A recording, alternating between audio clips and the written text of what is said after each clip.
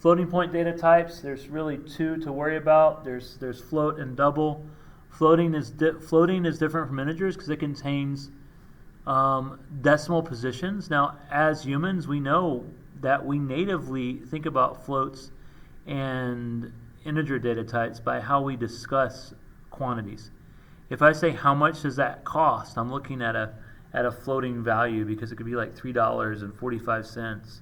If I look at like how many, I'm asking about an integer value. How many students are in the classroom? There's never half of a student. How many cars are in the parking lot? We don't expect half a car, and we wouldn't name it that way anyway. So the question of many is an integer type. The question of much is a floating point type. And the significant digits of a float refer to mathematical accuracy.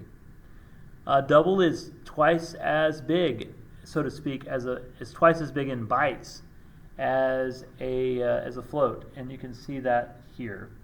These are really cool. If we use doubles a lot in Java, but if you're trying to conserve memory, you would use a float. For a lot of things we do in game development, we use floats because it conserves memory more, and it saves space in the computer, and it makes things run faster. So you might use float. You might choose to use float, but for the most part, we're going to use doubles in the class.